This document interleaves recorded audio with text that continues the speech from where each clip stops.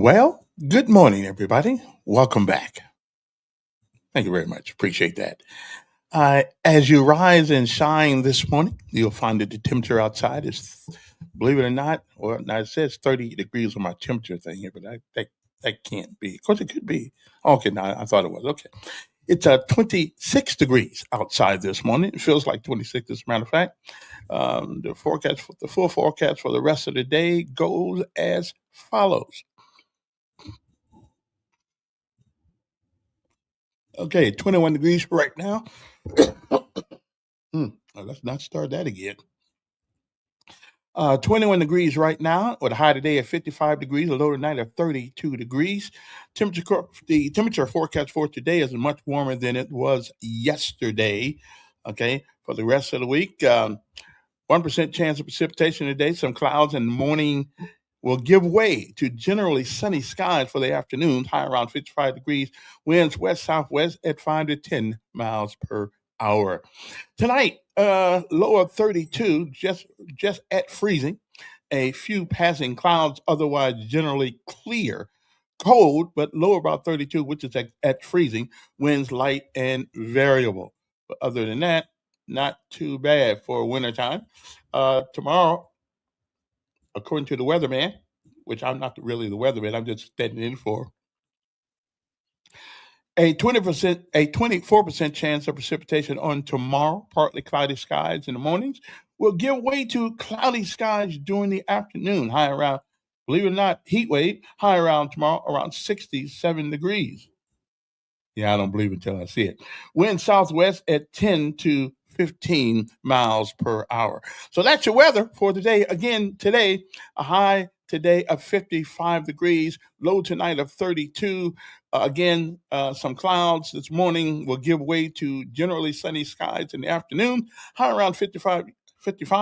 Winds west southwest at 5 to 10 miles per hour. And that's your weather, unless something else comes up differently that they didn't tell me about. That's what the weatherman says. An orange schedule for tomorrow. I know, hey, listen, I've been feeling terrible recently, but I feel better now. I feel better now. So life is good. No complaints. No complaints. No matter how bad you are, you could always be worse. So, anyway, good morning to you. It's time to rise and shine. I'm Kevin Elkins. And of course, this is Decisions. Why do we call it that? Well, we call it Decisions because everything we do requires us to make one. And even when we don't make one, guess what we just did? We just made one. Good morning. It's time to rise and shine. It's a Monday morning. Time to get up. We change the world in history right here where we're from. It's new beginning to you and me, cause we're not done. In our city, in our city, in our city, we're not done.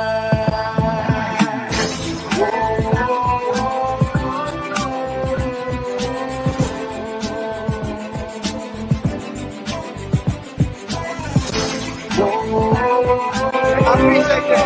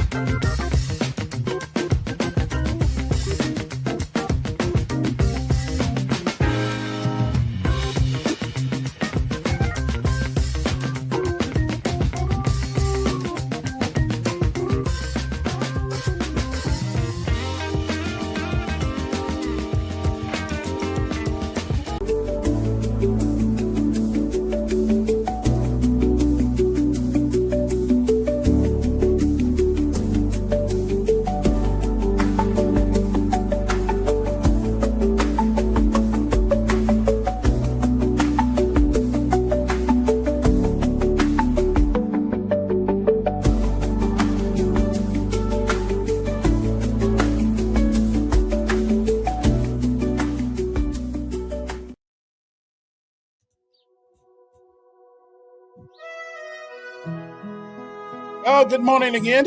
It's me. I'm back. At least for the time being. You know, it's time. You know what it's time for? It's time for our daily bread. We can never forget that. That's what we do. Our daily bread. You know that, right? So let's get it done. No, that ain't what I want to get done. Where is our daily bread go? No, there it is. The new summer right there.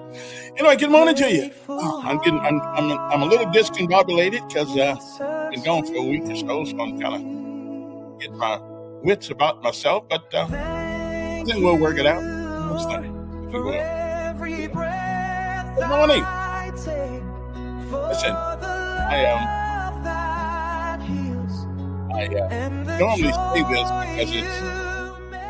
I normally say this because it's a good thing to say, but it has a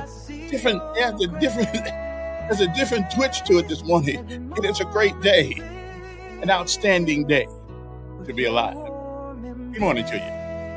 Next up, it's our daily bread, and of course, brought to you by our sponsor, One Stop Wireless. Okay, so don't go any place. But if you got some cellular phone problems you need taken care of, that's where you want to go. One Stop Wireless. That's right.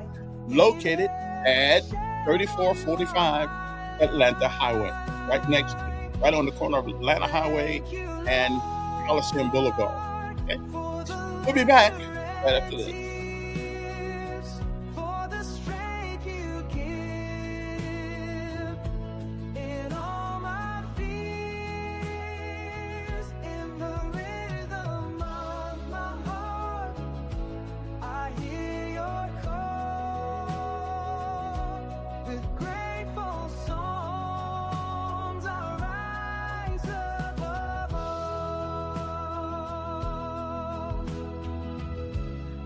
Storms that rage in skies of blue.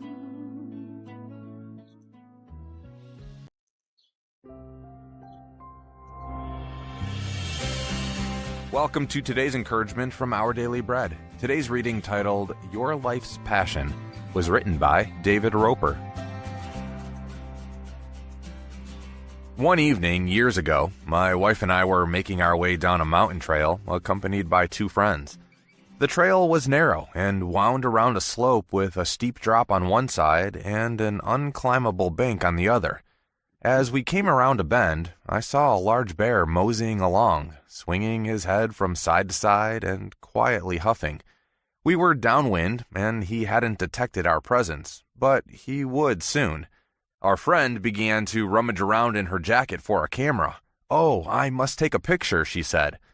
I, being less comfortable with our odds, said, "No, we must get out of here." So we backed up quietly until we were out of sight and ran. That's how we should feel about the dangerous passion to get rich. There's nothing wrong with money. It's just a medium of exchange. But those who desire to get rich fall into temptation and a trap and into many foolish and harmful desires that plunge them into ruin and destruction. Paul wrote in 1 Timothy 6:9, "Wealth is only a goad to get more." Instead, we should pursue righteousness, godliness, faith, love, endurance, and gentleness. These traits grow in us as we pursue them and ask God to form them within us. This is how we secure the deep satisfaction we seek in God.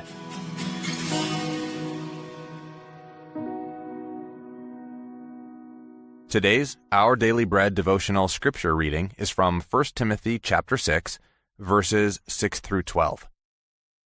But godliness with contentment is great gain, for we brought nothing into the world, and we can take nothing out of it. But if we have food and clothing, we will be content with that. Those who want to get rich fall into temptation and a trap, and into many foolish and harmful desires that plunge people into ruin and destruction. For the love of money is a root of all kinds of evil. Some people, eager for money, have wandered from the faith and pierced themselves with many griefs. But you, man of God, flee from all this and pursue righteousness, godliness, faith, love, endurance, and gentleness. Fight the good fight of the faith. Take hold of the eternal life to which you were called when you made your good confession in the presence of many witnesses.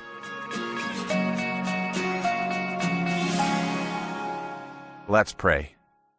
Heavenly Father, teach us to pursue righteousness and godliness over riches on earth that leave us feeling empty. May we be content with what you've given us and be good stewards of all that you've entrusted us with. In Jesus' name we pray. Amen. Today's encouragement was provided by Our Daily Bread Ministries.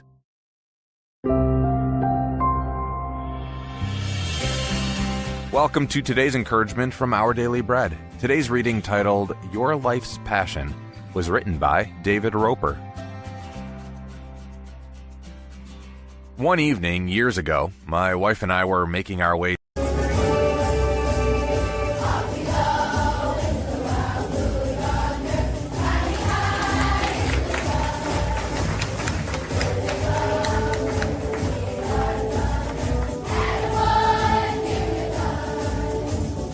Yeah, listen real close. You'll hear Scarlett in there singing your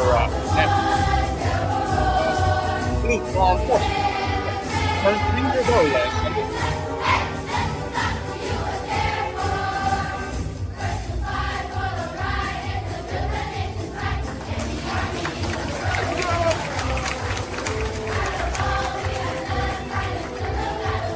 I don't know where Chosen is right now.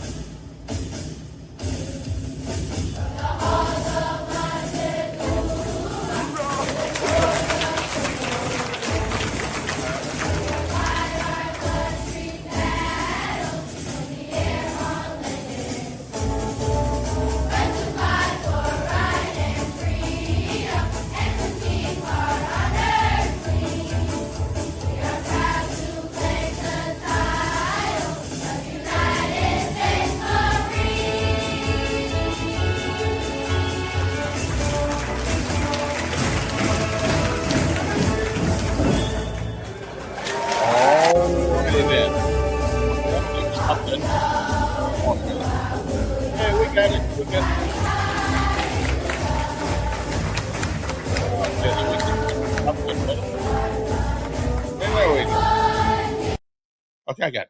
We got it now. We got it. Now, today, of course, it's Monday, right? It's Monday. I think, I lost so many those days last week. I believe today is Monday. If it's not, forgive me. My brain is reshaping itself. But anyway, it's a Monday. I think really, according to it's the second day of February 2020. Yeah. Second day of February 2026. Wow. Years are going by already. Anyway, next up, Mondays I have to play something for you guys to get motivated with. And today is no different. It is called Leave a Legacy. most of us don't really never hear that word too often. Most of us don't really hear that word too often because we don't really know what a legacy is, or we leave one, whether we want to or not. We leave a legacy. It is important, though, the legacy that you leave behind.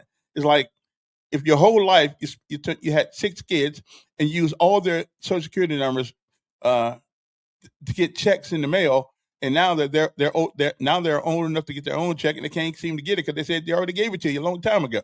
Well, that's a legacy that you left them. Yeah, or you got the light bill put in their names, you got the cable bill put in the other kids' names, you got all these bills put in all your kids' names. Now when they grow up, their credit's already bad because you left them this legacy.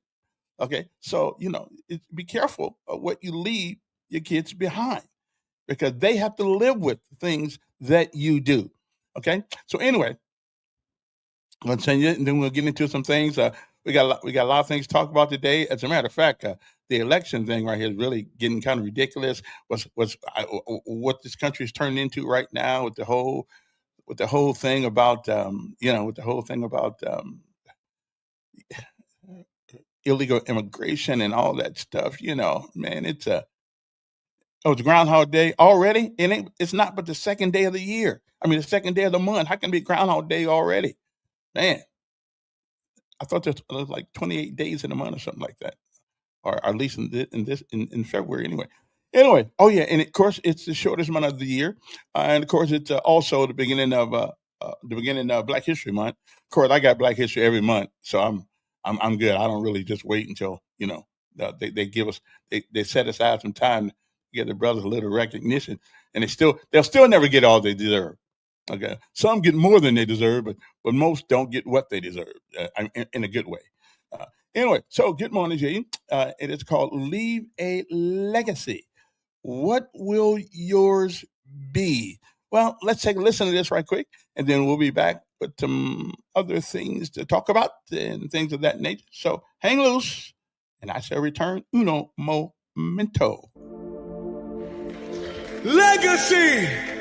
There's power in your name. Power in your name. McDonald's is a last name. Abercrombie and Fitch, last names.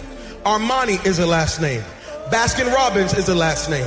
Chrysler is a last name. Fisher Price, Gucci, Hennessy, Harley Davidson, Hilton, Honda, Kohl's, Kraft Foods, Lowe's Movie Theater, Marriott is a last name. Maybach is a last name. Nordstrom is a last name. Pillsbury is a last name. Porsche is a last name. Procter & Gamble, 2 last names. Rolls Royce, Charles Rolls Henry Royce, last names.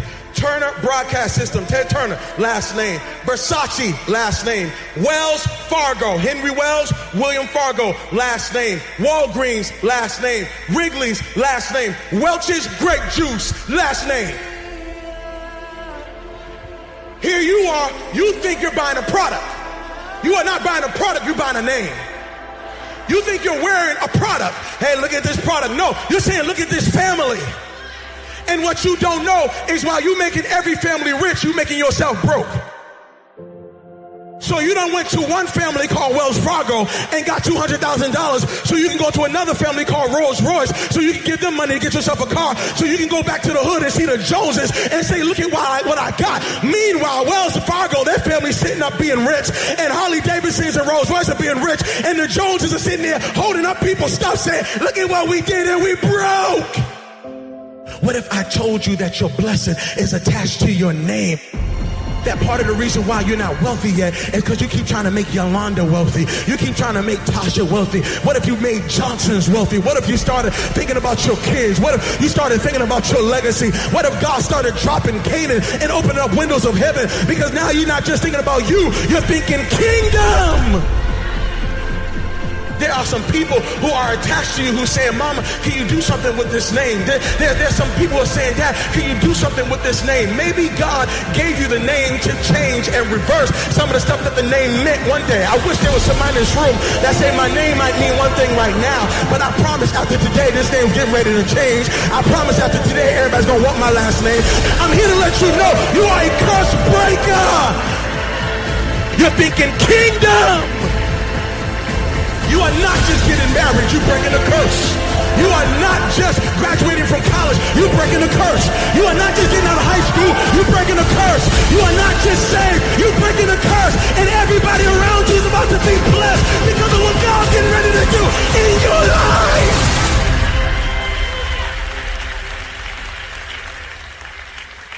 I don't know what my name meant before I got here, but I know what's going to mean before I leave. You got a legacy. Power in your name. A legacy is something that is passed down. It is your mark. It is your footprint in the earth. It is your contribution to the world. Your legacy is something that is passed down. It is your mark. It is your footprint in the earth. It is your contribution to the world. I don't care about legacy. I'm single. I don't care about legacy. I don't have no kids. I don't care about legacy. My family never cared about me. I don't care about them. My life is my own. Why do I need to even think about legacy? Well, here's the thing I have to say to you. The thing you need to know is this. You are leaving a legacy whether you want to or not. Everybody in this room is going to leave a legacy. The question is, are you going to be intentional about the legacy you're leaving? Are you actually going to be intentional, or are you just going to let anything be passed down, anything be given to others on your behalf? Don't let it be so. It's like this past weekend, I went out to go preach. And when I went to go preach, I went into a city and I rented a car. When I went to the rental car, they said, go downstairs in the garage. You can grab any car. When I went down there were only 2 cars. There was one car that looked like it wouldn't make it past Monday. And then there was another car. So I went to this car. But when I got into the car smelled like cigarette smoke. And so I took off with the car because, I'm just like, hey, let me get out of here. And so I'm driving the car for a couple of days. When I bring the car back, drop off the keys, they say, hey, you have any problems with the car? I said, no problems with the car. They said, all right, cool. I leave. And they said, I looked on my email and they billed me $350. How you going to charge me? I've never smoked a day in my life. They said, sorry, sir, you brought the car back smelling like cigarettes. I said, no, I didn't bring the car back smelling like cigarettes. Y'all brought me a car that smelled like cigarettes. They said, no, all we know is that you brought us a car with cigarettes, so you have to pay the price. Can I tell you something? That is a picture of many of our lives. Some of us lived a life that stunk so bad.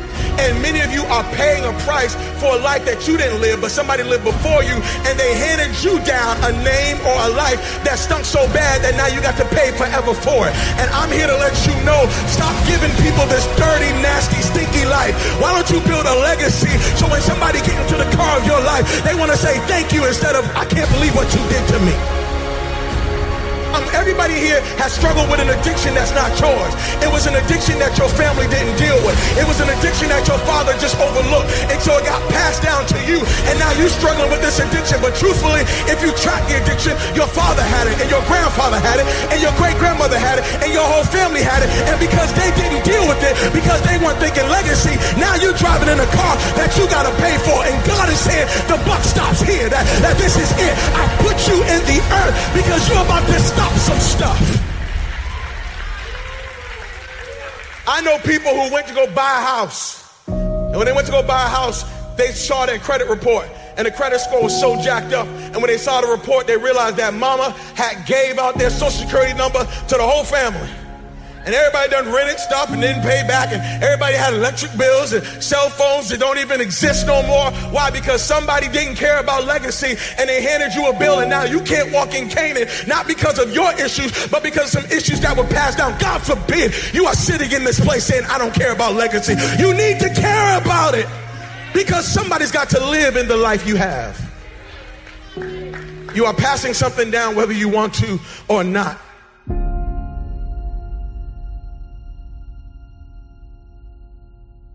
Why are you the only one who knows how to make that apple pie everybody love? Why are you the only one who knows how? So you mean to tell me, can't nobody else make that sweet potato pie recipe but you? So you're going to just die and you're not going to tell nobody what the secret was? Even Colonel Sanders left his secret. Now, come on now. Even Colonel Sanders said, y'all make some good chicken, but when I'm gone, y'all going to keep making it. What I'm saying to you is, why is it that you're the only one? So you own all this real estate and you didn't share that with nobody. You're not going to tell nobody how to do that. You're the only successful marriage in your family. You're not going to tell nobody. You're gonna hoard this information so you can be the only one who wins. You have lost. You have lost. You have lost. And I'm telling you that you are going to have to look at your life and recognize that everything you are doing right now is having major and great impact. If you're going to leave a legacy, you're going to have to remember how you started, but focus on how you finished. I don't want you to forget how you started. I don't want you to forget that father wasn't there. I don't want you to forget some of the conditions that you were raised in. I don't want you to forget some of the rejection, some of the pain. No, I want you to remember how you started, but do not for 1 second let it dictate how you're going to finish. There's somebody in this room saying, Pastor, I don't understand. I hear you, but this sermon got me all messed up. I was feeling good. And then you done preached this sermon, and now I'm thinking about the 60 years of my life I've wasted. I'm thinking about the 60 years of hurt I caused. I'm thinking about the 60 years of stuff I did. I got some college student who's sitting here saying, Pastor, I wish I heard this word in my junior year in high school. I wish I heard this word in my sophomore year in high school, because I did some stuff as a sophomore that I'm still paying for now. I did some stuff as a senior that I'm still paying for now. Can I tell you something? Your yesterday may have been jacked up, but God knows how to take the old and make it new. I came to preach to somebody today and let you know your first 60 years was jacked up, but your next 60 days, God says, I will turn it into such impact. I will give it such greatness that you won't even remember some of the stuff that you jacked up. Legacy is built now, but experienced later. If you are going to leave a legacy, you got to start building now. I'm talking to college students, okay? Don't wait. Oh, when I graduate in 4 years, I'm just going to live it out. And then when I graduate, I'm going to be free. I'm going to get serious about my life. Can I tell you something? I know 40-year-olds who are living under the consequence of things they did from 18 to 22.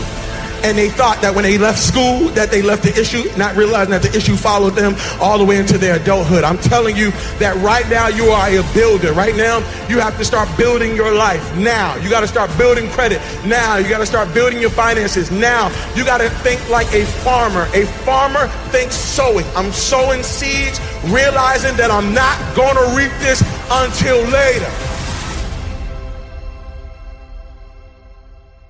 Your last name is bigger than your first name. I don't care how you got your name, but you need to be living for your last name. Your first name is about you, but your last name is about us.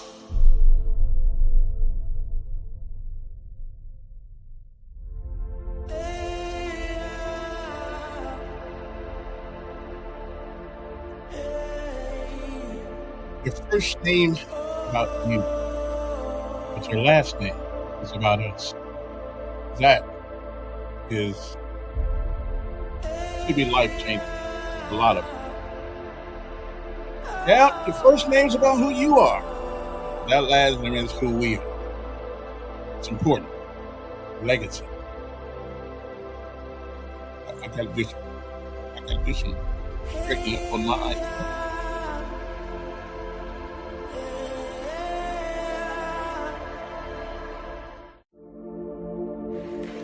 Legacy. There's power in your name. Power in your name.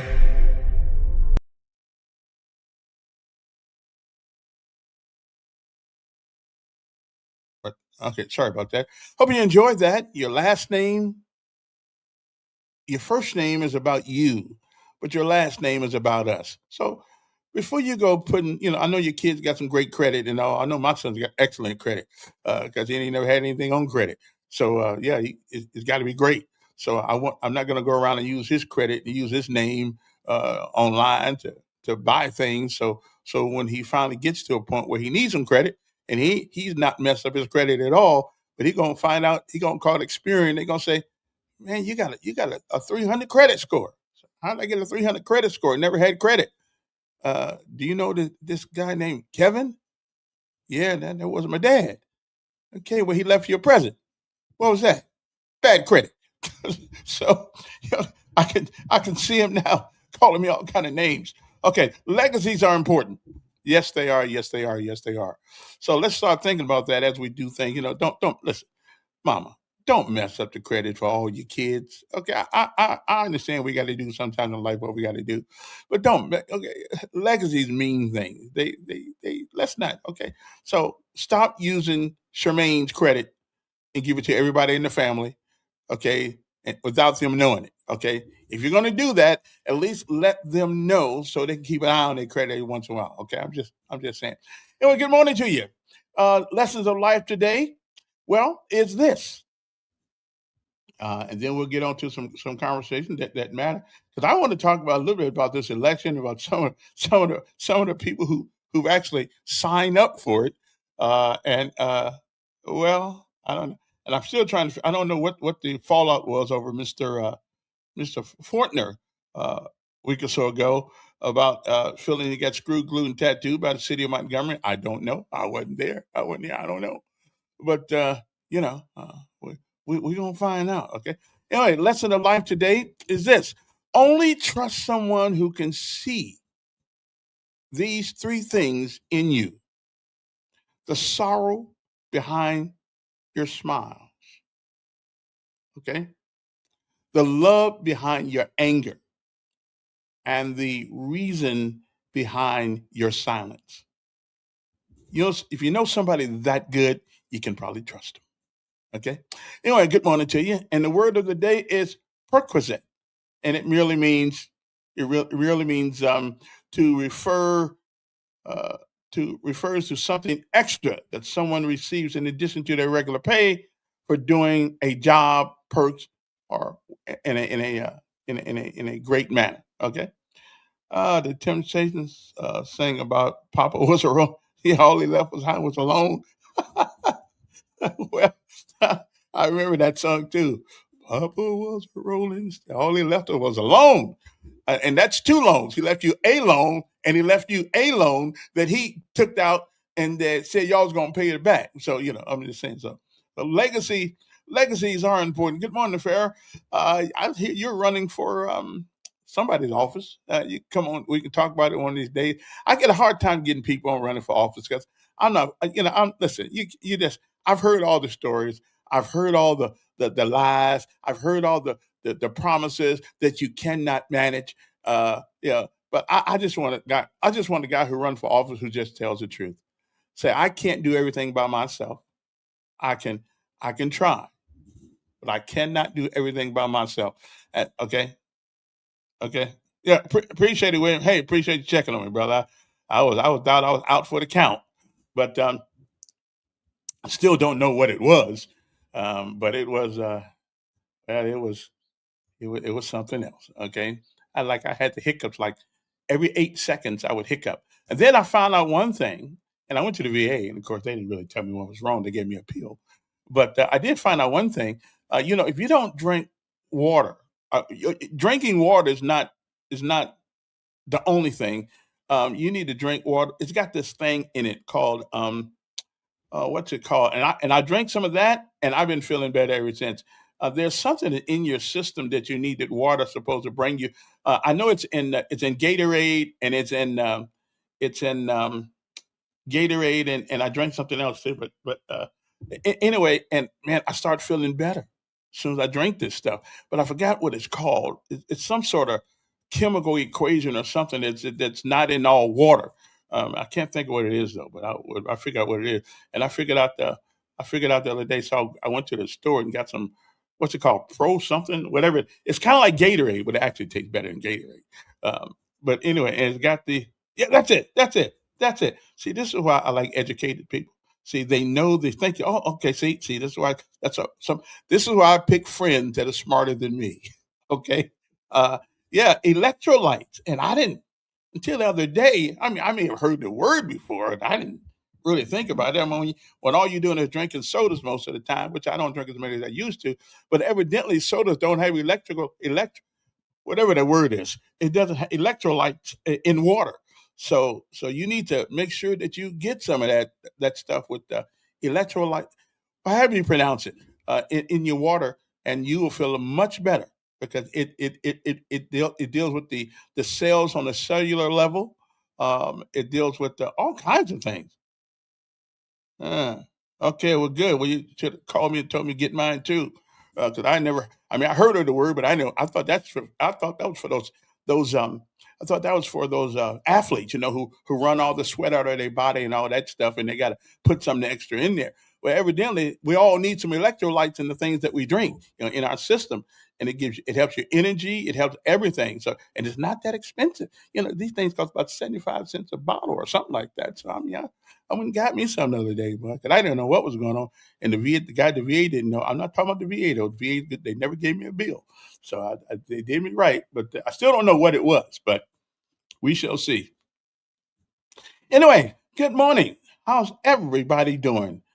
Now, let me ask people a question this morning in Montgomery, Alabama. Are we actually serious about elections?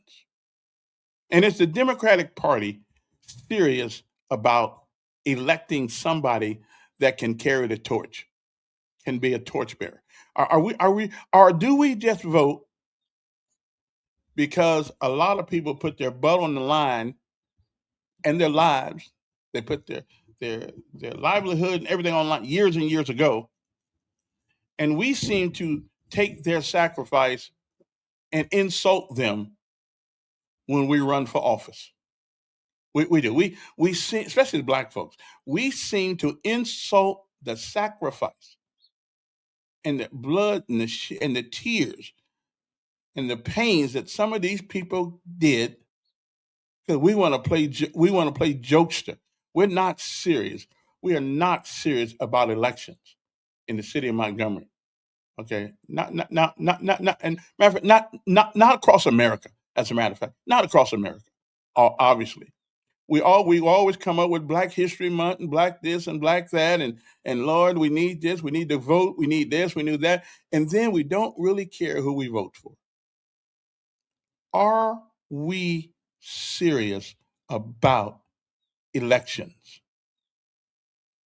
Is that the reason why that we are still the only group of people in America that is still whining and lying and moaning and groaning about elections when we choose the people who we decide to represent us? I'm just are we really serious about elections? And I'm here to tell you, I don't believe we are. I think we just do it because it is a tradition and not necessarily. Okay. Okay. It's not about who got elected there, Carmel. It's about who we are electing. Okay. Again, I'm really asking the question: are we serious about elections, or why do we keep going to vote? Seriously, why do we? Why do we? Why are we wasting the taxpayers' money? All right, when we're not truly serious about these elections. Do you realize that we're the only people? Like right now, how many of you people know how many bills are being passed downtown right now? I ain't talking about my guy. Okay, I'm not complaining about my guy. I'm all right with what he's doing. I don't like everything he does, of course, like nobody does. But I mean, policy speaking, yeah, I'm pretty cool with Trump. With the policies. Now with Trump himself, sometimes he gets on my nerve, talks too much sometimes. But other than that, he's president of the United States and I'm not. So now and listen, I think that's a great question also. I think, but evidently, the people who give money to these people know where they live, where they don't live, and they know that people in Alabama will vote for somebody, especially if they used to be a football coach, and had a pretty decent team, as a matter of fact. So where does the guy live? Um, I don't know where he lives, but I know he has a place in Auburn. And again, what is the residency requirement? I think the residency requirement says you must be in Alabama at least 7 years um, and, to be governor or senator or something like that. So I think he passes that. So what is the legal? What is the legal requirement for a residency? The guy's got a house here for 7, 8 years. Then evidently he lives here too. I guess you can. I guess if you paying tax on both of these houses, I guess you can choose which one you want to live in because I know that Tuberville is can't be that stupid where he can live someplace else legally and run in another state. So there's got to be something here that we don't know, which is always the case. But not just that, not just that. We're talking about many other things going on in our elections right now. Um, we and the Democratic Party ought to be shaming themselves. I mean, they ought to be shaming themselves for what they for what they putting. Uh, uh, you know, I mean, we ought to be ashamed of ourselves for what we are putting to represent us in state government. Listen, Jamel Brown is a cool kid. Okay, he really is. He's a cool kid. But there's no way in hell that he is prepared to be the governor of the state of Alabama. And here's another thing. The fact that the Democratic Party even let him on the ballot tells me more about them than I think I wanted to know. Okay, again, that's I mean he listen. He's trying to get likes on Facebook and all that stuff, and I got you. If y'all gonna let him do it, then let him do it. But the things he's doing in public, all you guys are doing.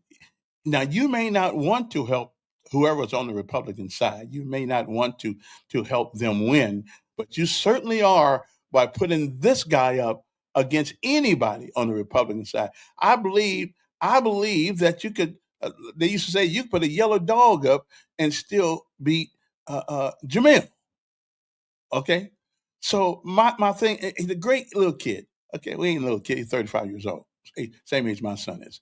So he's all right. But if anybody out there believes that this young man, is prepared to be the governor of the state of Alabama, you need to go get some counseling. Okay? You need to go get some counseling because there's something wrong with your brain. There's something wrong with your brain. Okay. And so that's why I asked the question this morning. Are we serious about Alabama elections, Mr. and Mrs. Democrat? Are we serious about this? No, I can't stop hating on Jamel. Jamel does not belong in a gubernatorial race on any state in America. None whatsoever.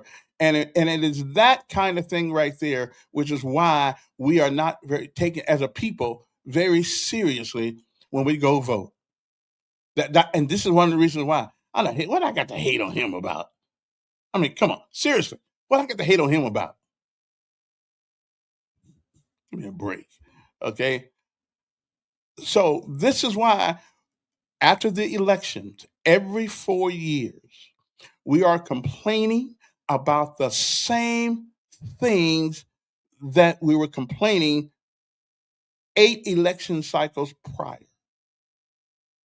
Because we don't really take politics serious. Politics, it is the art of public management. It is how to manage the resources that are taken from all of us, whether we're rich, poor, black, or white, and we try to distribute those resources in a way that is equitable, okay, to every last one of our benefit in the state of Alabama. Okay. So now I'm sorry. Listen, if you really believe, if you really believe, if you really believe that he's qualified to be the governor of the state of Alabama, I may be moving soon. Yeah, not because of him, but because of you guys. Because you guys actually believe that because you get on Facebook and you get walk around drunk in public, laying on the corners on the streets of Alabama or Montgomery, and that's somebody with the intelligence to represent all of us. Really? I mean, anybody out there know how many members of the House of Representatives that there are, and how many members are there of the state Senate? Anybody know how many? I bet he don't either. Okay, I mean he doesn't either. I'm not hating, John. Listen. Somebody got to tell the truth and shame the devil.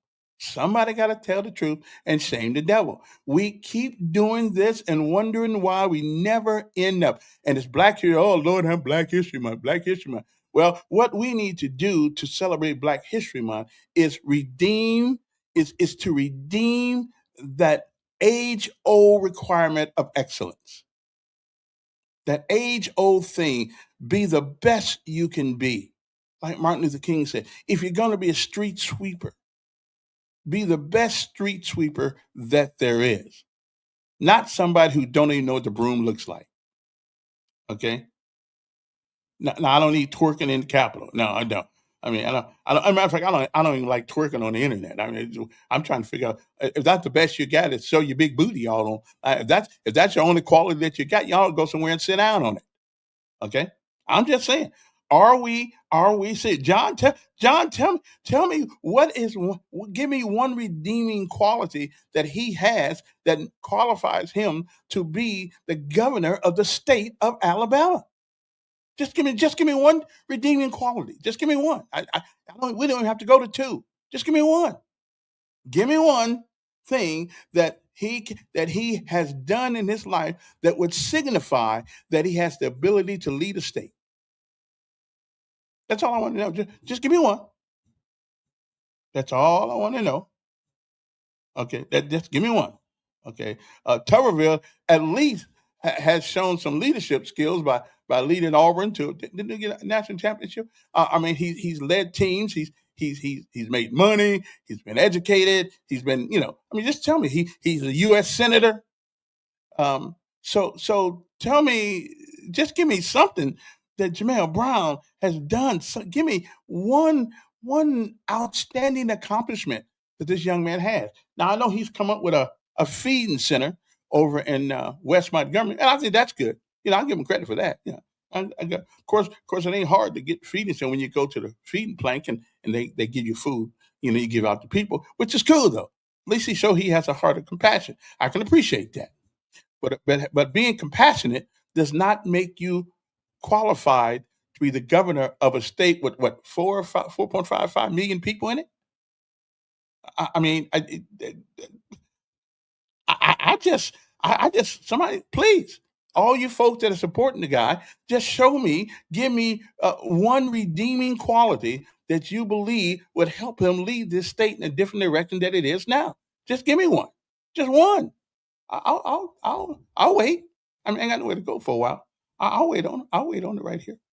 Another thing too, if you want to give us a call, let me make sure I get this thing done here right quick.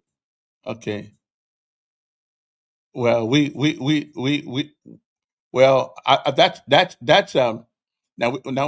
I wish he would. Well, I don't think it's up to. I don't think that is up to the governor, to Greg. I don't think Tommy can stop an occupational tax. I believe the House of Representatives does, because if that's the case, then why do we have 25 cities in Alabama right now that already has one?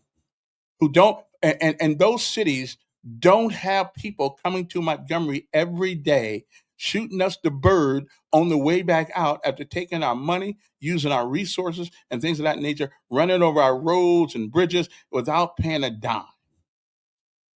Okay, so I'm not really again. You give me personal things about Tuberville. Well, he came closer to winning one than I did. Have you heard of how Tuberville formed a sentence? I like the way Tuberville talk.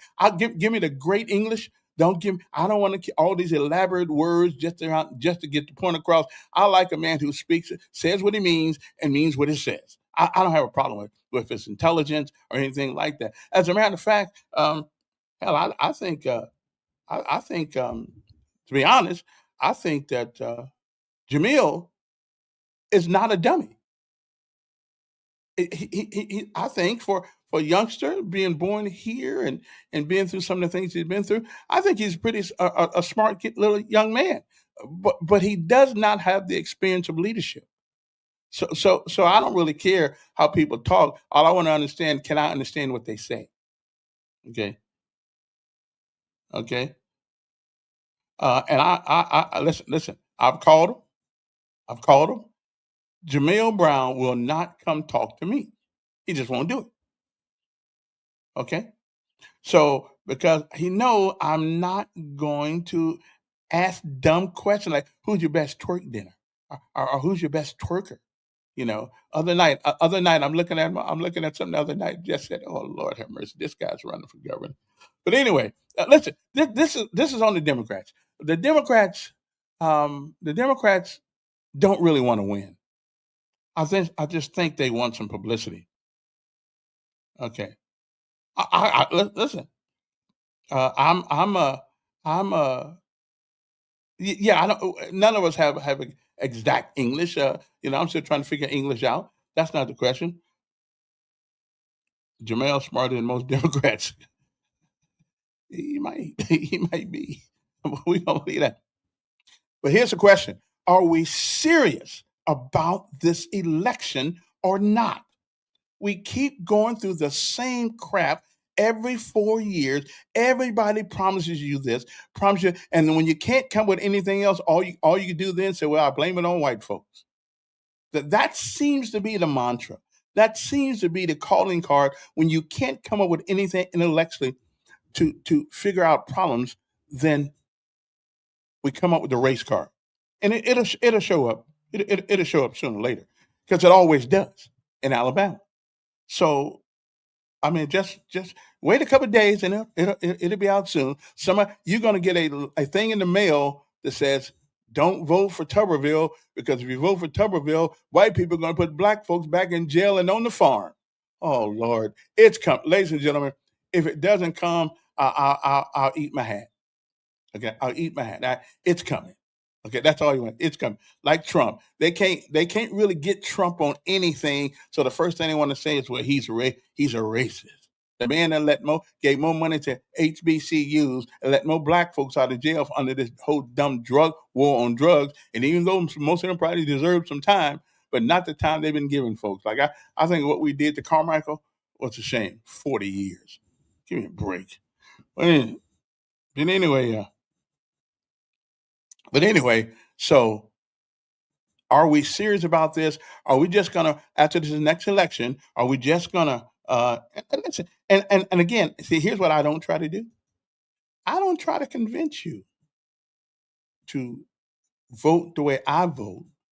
I try to get you to convince yourself that the vote you cast is important. And even whether you win or lose, you can go to bed at night and put your head on the pillow without feeling guilty about why you voted. Okay? Because every vote you give to somebody is a vote taken from somebody else. Okay? Which is cool. That's where America's work.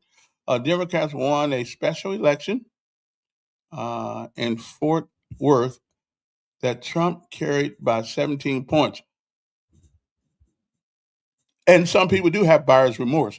But when you have nothing but the media telling you that ICE is doing what they're supposed, listen, ICE is doing their job. As a matter of fact, right now I believe there's a caravan someplace thinking they're going to come walk across the gates of America and just walk into this country. I believe they got a caravan of thousands of people walking through Venezuela and other places. Just think they're just going to walk into this country and and again, I don't blame them. I don't.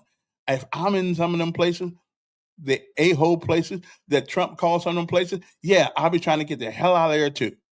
So I don't blame the people, but you got to blame people who are given the resources and the responsibility to govern our borders, to govern our borders. Because one of these days, some of the diseases that we used to have years and years ago, they're back now. They're not back because all of a sudden they showed up in the wind stream of America. They're back because we keep letting the wind stream of people come into America without knowing who they are. and they got diseases and things, all these kind of things, and some of our kids, we're gonna have some kids die from it.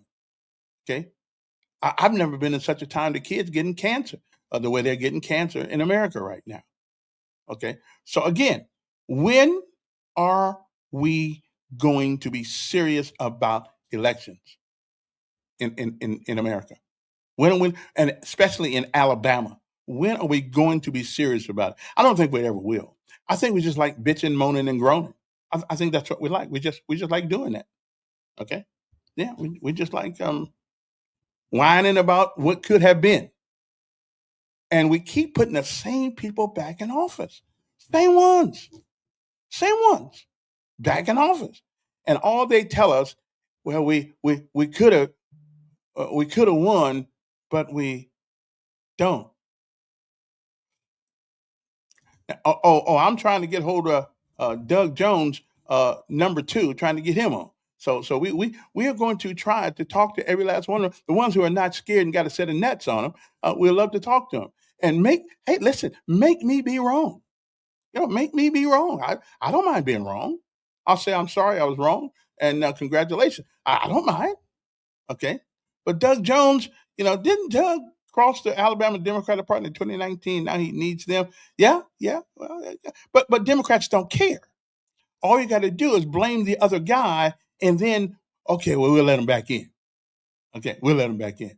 As a matter of fact, I could have sworn that. I could have sworn that. Matter of fact, I could have sworn that that Mister not Mr. Boyd, Mr. Who's the guy running for governor? That he supported Republicans, and I thought once you supported Republicans, you could not get back on the Democratic platform. Okay, Jamel, I thought you couldn't. Listen, again, I'm always willing to have a conversation with Mr. Jamel if he thinks he's got the nuts to come up here or face me face to face about some of these issues. Love to talk to him, but I'm not in for platitudes. See, what is a platitude? Platitude is something that is said so often that it has lost its meaning. Like, here's one: we want a better education system, and all we keep doing is getting a worse one. That's all we do. That every election we get the same crapola. I got a friend I wish would run for office because he got certainly some ideas that are outside the box. Okay, out the box. Let me see who this is. Good morning. Delkins, how you doing, brother, man? Doing fine. Since nobody want to call you this morning, hell, I called to keep the company for 2 or 3 minutes. Oh, okay. Got a question for you, sir. Yes, sir. Isn't the border under control? Didn't I hear Trump and his team say that border is under control? It's in a better situation now than it's been in years. No, they said they had stopped it. They said they had stopped the border. You can't stop everybody. There's too many places on the border where people can get through. But when they do find them, they don't give them overall. But overall, isn't it under control? That is my right now. That is my understanding. That's what we've been told. Right? That is my understanding. Yes. And have they identified some of these? Because if you black in America or your age and older, you heard the terms before that the rapists, the thugs, and these bad blacks are gonna come take over your white family. Haven't you heard that throughout the history, sir? Well, I haven't heard that. You may have. You haven't heard throughout the history. Yeah. I would imagine the part of Indiana you from, you kind of in the country section, wasn't you? Huh? You in the country section of Indiana, where you from, right? No, I'm from South Bend. That's not a country. That's a home of the university. Okay. I thought you was from a different section. I thought you was from a country town or something. No, I'm from South Bend. Yeah. Cause you had that country grammar, Yeah, I've been in Alabama since 1991. So. No. I know a lot of people from up north and different places where they still got their accent, but you talk country. You use the words we use going to the corner store and all that stuff. See, you say those words. Uh, Uh, Name some things in the store lately that you notice if you go to the grocery store to shop for food, or you go to Home Depot or some place to get some items. Name something that you noticed the price that went way, way, way down since your boy been in the office. He eggs, claimed he's gonna go down in. He claimed he's gonna go down in eggs, the first day. But you want to don't blame Damon Biden. I eggs. don't hear nothing about Biden I and the said previous eggs, administration. I want to hear what Trump I got done. eggs, eggs have gone down tremendously. I heard that. Hey, I want to hear more than damn eggs. Everybody don't eat eggs. I don't eat eggs anymore because it runs your damn cholesterol. Well, But they give me also something else in the store. oh, Give me something else that go on down. toilet paper. I'm talking about something you can eat. Wait, make my. I'll put you on the spot there. I'll put you on the spot there, Small. You can't name shit, can you? Eggs and toilet paper and gas. I just told you, man. So your main meal could be eggs every day. Listen, I know some people wish they could get eggs every day. Hey, I can see you falling all through the day eating eggs all day long. Give me something else that's cheap, Kevin. Well, listen, I could go. Give me some meats. Give me some of your favorite meats that are real cheap right now. I went to the store the other day to get some filet mignon. It was not as expensive as I thought it was going to be. Well, there's a discontinued about to expire. What's up? Expiration date was coming up on it. Oh, what's up? Look here, man. Listen. Give me something. Give me something now. Wait, make my. Give me name me 2 things. I take you to Popeye. I take you to Popeye today if you can name me 5 things that Trump had taken. The price that went down except eggs.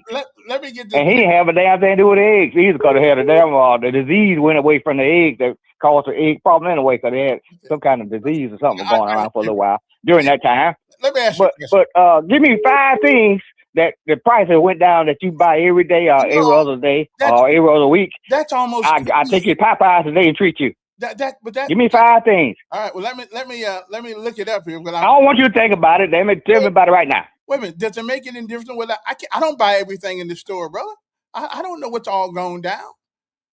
I don't have a clue what's all going down. Why you chose eggs then? Eggs was the talking point, right? No. Eggs was the Republican talking point. You asking about what's going on, what's cheap. Yeah.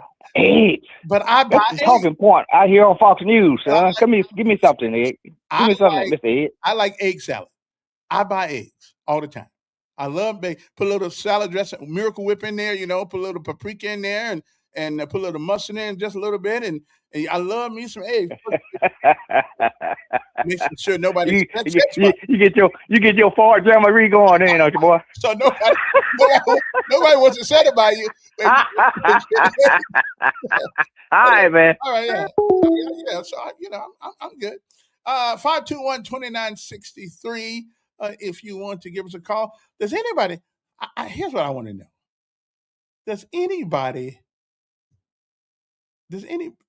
I wonder how many people that run for the House of Representatives know how many people are in the House of Representatives in the state of Alabama's legislature.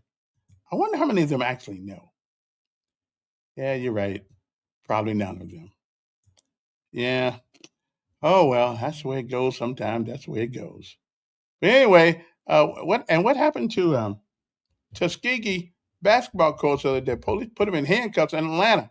They were playing Morehouse. The Morehouse getting mad because I'm going to talk to the mayor about this. Now, you may be a Morehouse graduate, but you was a city of Montgomery, Alabama mayor, and we need to. What happened to them folks down there in Atlanta the other day? Hey, Steve. Good morning, Mayor. Good morning.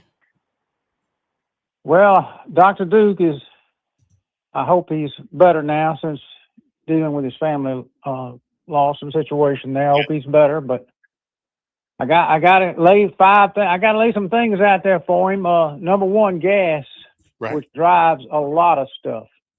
It drives a lot of things. Mm-hmm. Transporting to and from price of gas has gone down since Trump's been in there. That's number one. Number two, he is steadily working on medicines. Yeah, yeah. And the cost of health care, which we all need, and they're working on that right now in Congress to get that price down. Do you realize that since 2014, when Obamacare came online totally and completely, the price of health care has gone up 200%. Yeah, yeah. 200%. And if you want to keep your doctor, you can keep your doctor, right? And it's going to go down. And then it went up so high that the federal government had to give stipends to people in America to afford the affordable health care. And now they took the stipend back. Now everybody's complaining because affordable health care is going up because they're not say we're not going to keep paying people for health care, for people's health care. So yeah, we got some issues there. And number three is electronics. Have you seen what just walk in Walmart and see what a 65, 75-inch TV, the price of it is? Oh, they've gone down big time. Oh yeah, electronics. I mean, it's amazing what we used to pay for a 55-inch TV. I mean, you can go back and look what they paid for a 19-inch TV, 15, 20 years ago, and what we pay today for a 75. I mean, it's just amazing. And so there's some other stuff that's come down, but I mean, you can't. Gas, fuel drives everything, and that's come down considerably since the last administration. But I just wanted to throw that out there. And in regards to the occupational tax, Mayor. Yes, sir. I'm still for What it. about this? What about this? Yeah. I know you are. And I don't want to pay any more money either because it means everybody's got to pay. But somehow these people keep running our roads down, and I love they got a right to work. But if you're going to use our roads, then you ought to participate in the upkeep of those roads. Okay, let's follow that logic. And the majority of those people come in on Interstate 65, north and south, and then 85. They go 85, coming home on Interstate 85. So why don't we present this to Trump, present it to our senator, and say, look, why don't we come up with a federal interstate tax?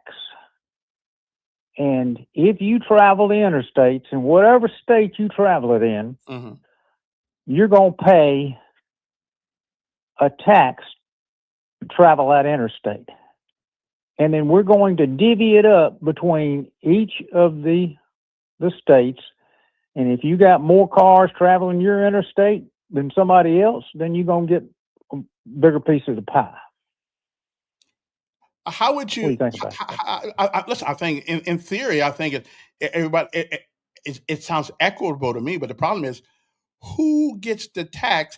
Is that the tax? Is that the people with the driver's licenses from each respective state, or do you have to identify your residence when you go down there to get your driver's license? I mean, that's how do you determine? Because I'm just coming through town. I'm from Indiana, headed to Mississippi, and I'm just riding through here one time. But you're still tearing up our roads. Tearing up our roads. And those 18-wheelers are tearing up our roads traveling through. So you've got these cameras now that read license plates. You're right. So you put them on the interstate, and you read that license plate, and whoever that license plate is registered to, it's just like the red light camera. And that ain't a bad idea. My son, who lives in Colorado now, every couple of weeks I'm getting a letter from him, from those highway people, from him, because that car is in my name, and I'm getting a letter talking about you didn't pay this, you didn't pay this toll, you didn't do it, because he always takes care of it. But I'm just saying, that may not be a bad idea because they got them cameras they can look at your plates. I mean, Yeah, I mean, if you go to so many states now are already doing that. They're taxing on their own roads. That if you go across that road, then you're gonna pay a toll, and they're gonna send you a notice. But if you come back, you don't pay it. You come back, and they get you. Then they're gonna take action against you. But yeah, why don't we just do it at a federal level and just do it across? I mean, and in that way, everybody gets a piece of the pie. Every car. yeah, Most people now have a vehicle. yeah, yeah. That's not a But if that's not a bad idea. If we can get the state to of course now they're gonna say Democrats gonna say, right, well, we trying to take that money off of food. Uh, Now, anybody who's been walking around America, walking around on Earth for a little bit of time, know that the government ain't never gave away a tax. All they're gonna do no, is take that tax and put it on something else. oh yeah, exactly, and that's why when they get the occupational tax, then they're gonna find something else to tax because that's what they do. They back in COVID they wore a mask and everybody wore a mask. They don't even wear a mask when they. But I mean, we're already paying federal income tax Yeah, for the right to work. yeah, well, we do. Yeah, but the government also listen. The government also needs money, and you got to get it someplace. And we Oh don't. yeah, they need money, Mayor, to build that water park. You have a good day. Yeah, yeah. Oh, come on, man, leave the water park alone. I like the water park. Yeah. I mean, at least it's something that brings people here that got nothing to do with what happened 90 years ago, 50, 60, 70 years ago. I mean, come on, can we leave the water park alone? Okay. I mean, at some point, when it gets hot enough down here, people gonna come to that. And that's right. There are 25 cities, Mr. Joe Reed, that's got the occupational tax in the state of Alabama. Some right around here. Birmingham is one, Auburn's one, Tuskegee's one. So tell me why, and there's more. Tell me why Montgomery has been denied the fact when more people. I would imagine besides Huntsville and Birmingham, I can't think of any. Maybe Mobile, but I don't think not so much Mobile. I think maybe they got more people coming into their city to go to work than any other city. Okay, we're the state capital, so of course, people, even when you don't live here, the legislative house, they've got to come here at least once a year. Okay, I'm just saying, and when you walk out of when you come from Prattville, we love you, Prattville. When you come from Millbrook, we love you, Millbrook. When you come from, all these other cities, we love you. But you shouldn't be able to walk in here, take our resources, mess up our roads, and don't pay for it. I just think you ought to pay the same thing I got to pay for the roads. I'm just that's just me though. But I'm willing though. I am willing to look at a reasonable. You know, I'm looking. I'm willing to look at a reasonable thing. Representative Reed Ingram has opposed it. Yeah, every time, and I've talked to him about it. I've talked to Reed Ingram about it. I can't change his mind. I can't. I'm just one individual. I don't understand it though why they think people should be able to walk in here and dance with the devil and then walk back out and leave the devil with us. So I don't get that part. But but the gas is going down. I'd say that much about it. The gas is going down. So does anybody actually know how many representatives or the House of Representatives have for the city for the state of Alabama? Okay, anybody know? Okay, anybody know? Anything you do, you can ask anybody running for office how many people. Now, once this word gets out, they know they're going to have that number. But till this point, most people don't know. I'm going to House District 75. I'm in House District 74. How many people you got? How many people in each one of those districts? Anybody know? Approximately, because they don't know. Somebody may have been born last night. Somebody may have died last night. You never know. I'm just saying. So the numbers here, just in case you want to, if you got some. Again, I'm just trying to figure out eh, why do we not take politics serious?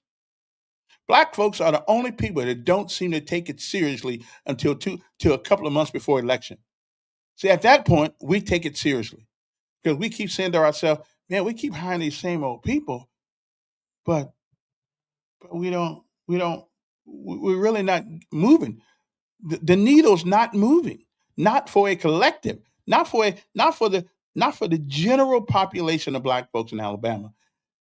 There are some people who doing pretty good. There's some people doing pretty good.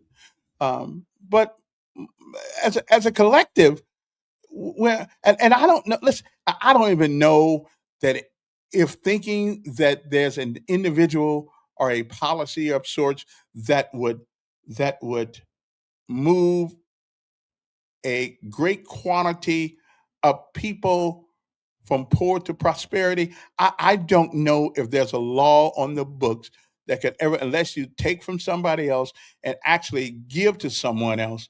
I don't know if what we can do, if it can be done by any law or any stretch of the imagination, any legislative act or anything like that. Although I wouldn't mind if Trump said, "We're going to give y'all another check, for a couple, for the high cost of living, the high cost of gas, stuff like that." It wouldn't bother me at all. I'd be out there trying to get that check. But I don't know. Is there anything? Has there ever been anything done? And let's think about this for a second. Has there ever been anything done that has moved a group of people to a point where they're a lot better off now than we were then? The Great War on Poverty did not help us. Oh, it helped a couple of people. Who's the guy who came up with this thing? Who said that the black family would be a lot worse off then, before they passed it, than after they passed it? What was that guy's name? He was a good friend of. He was a good friend of not Trump, but he was a good friend of who's president now? Well, who those? He was a good friend of Biden's. Um, so I don't know. Is it possible?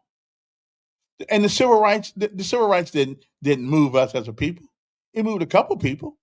It did not move, because civil rights came out in '64. I was born '57. My mom was catching just as much hell then she is now, as she was before she died, just trying to make a living meet. Now I will admit that we got some of our choices, our life choices, put us in those positions. But I don't know. What planet am I on? The civil rights.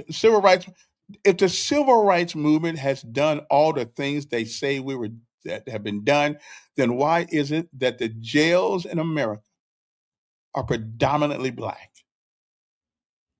Okay, because there are cultural norms that were not cultural norms back in the day, that we have allowed people, the quote unquote the great unwashed, to tell us, well, it's okay, it's okay to have 8 kids, with no daddy at home. And, oh yeah, but if you do have them at home, now we're gonna take that money from you. We ain't gonna help both of y'all. Then we just gonna help you because you the one who got the babies. We're gonna make the man's got to get out. So when the man gets out, then the woman becomes a slave to the state. Okay, so show me where the civil rights movement really helped a group of people. It helped some people, but show me where. Just give me, Joe. Just give me, just give me a group of people who have you know who succeeded because of the civil rights thing. Not from what I'm hearing. The rest of this month, we're going to hear how bad things still are, in your profession, Mister Reed, in your profession. And I think you're pretty good at what you do. But even you complain that even though with all these laws, often you can't even bring up certain things because the judge says no. Even if you knew the truth, if you didn't get the truth in a certain procedural way, they would deny that in a person's trial. How many people? How many people have been to jail and sat there for 20, 30, 40, almost 50 years? And later on, somebody decided to let them out because they found out they was innocent. Now, are you telling me that they weren't innocent 40 years ago, 30 years ago, 20 years ago? No, no, we ain't going to say that. Uh, listen. I'm not blaming the civil rights movement on anything. I've often tell myself, looking in the mirror, well, the reason I am where I am is because of the guy that's looking back. I believe that. You can't You can't. I can't blame him for that. Let me put the number back and say. I think Joe keeps trying to call me. Let me see now. Let me. Okay, what's the number? I know everybody needs a number. There he is. Yes, sir. You're not going to drag us down this rabbit hole.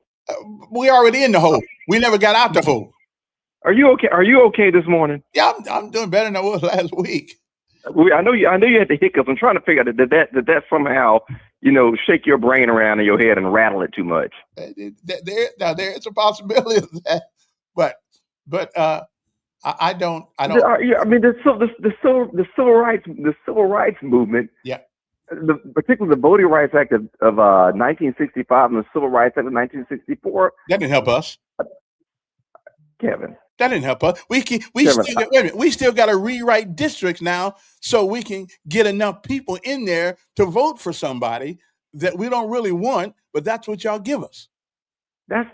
I tell y'all that's not the Democrats. That's got nothing to do. That's got nothing to do with that. Those are two totally different things. The Civil Rights Act prevented discrimination in public places.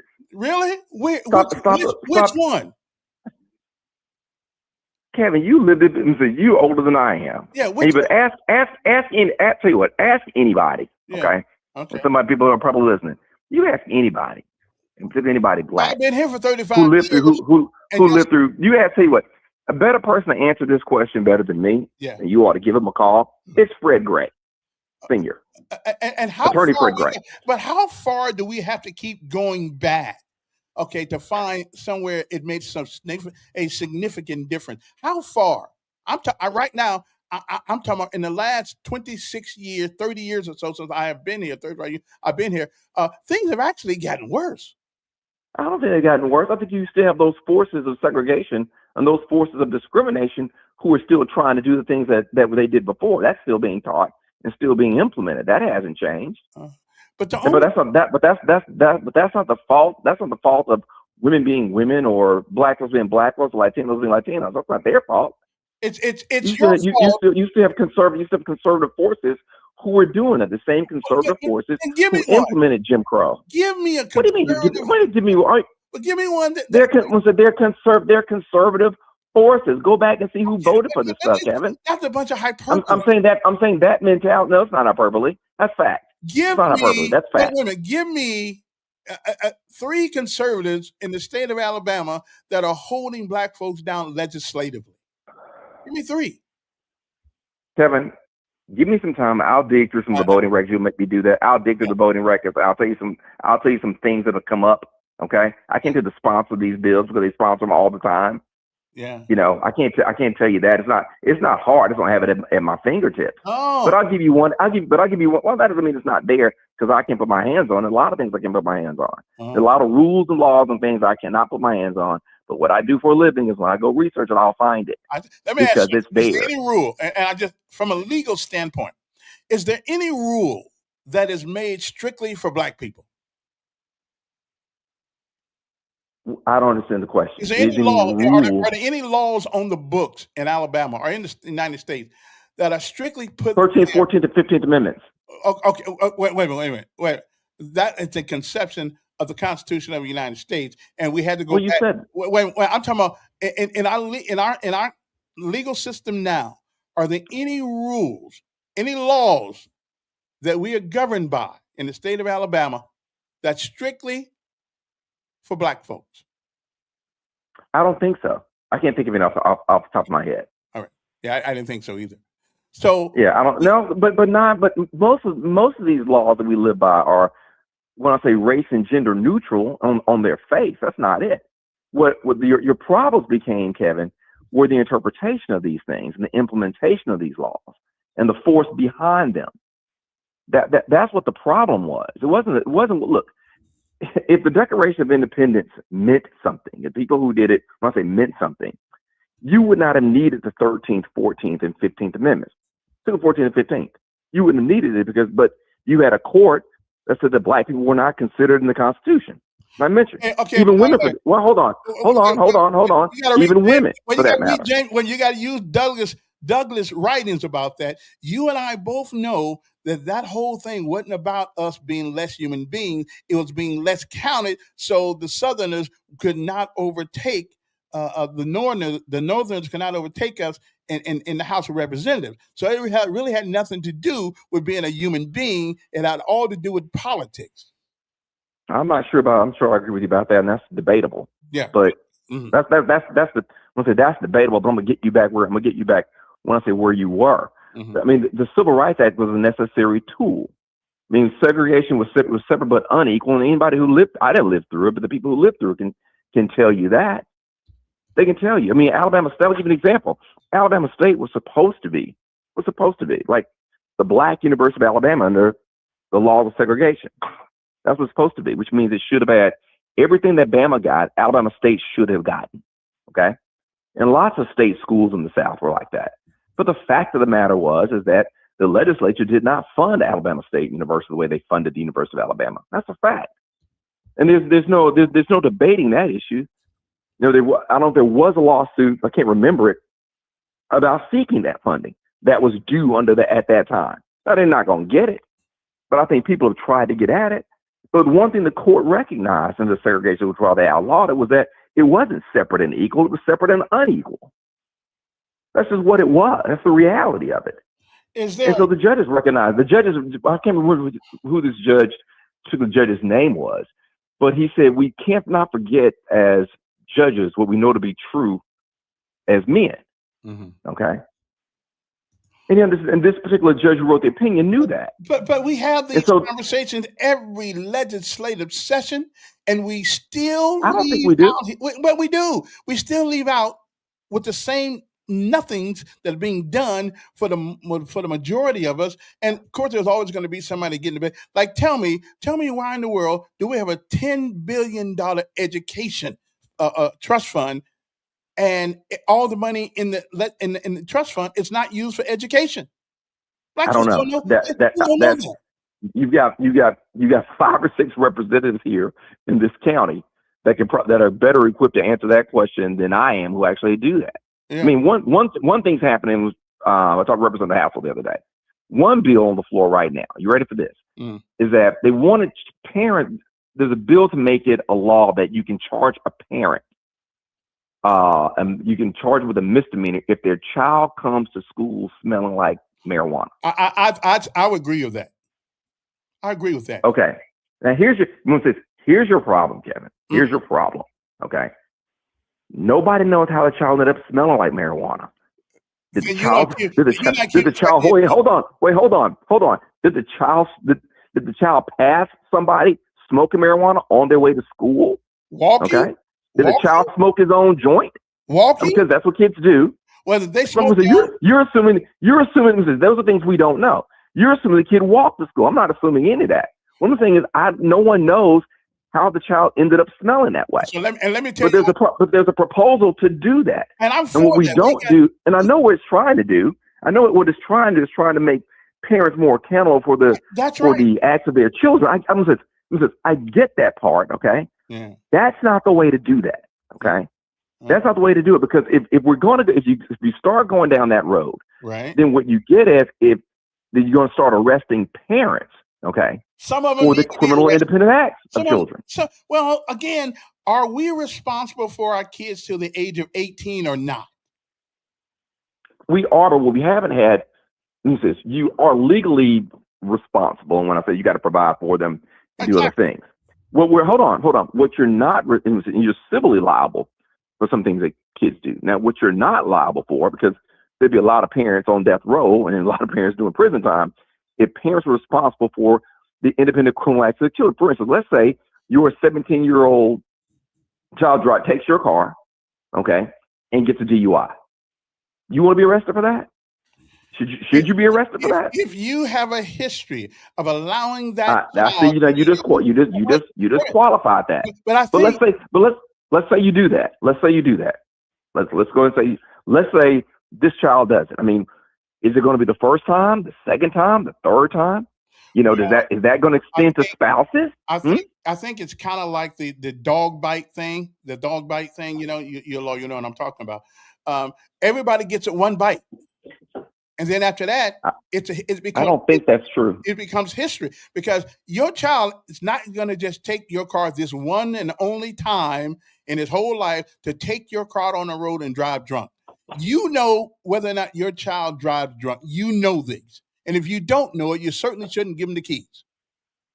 Well, yeah, Kevin, but parents, listen, I understand what I call the intention. I know where this person wants to go with that. I get that. Okay, we do want parents to parent. Never everybody wants that. That's not conservative. That's not liberal. Everybody thinks parents ought to mind their children. Okay.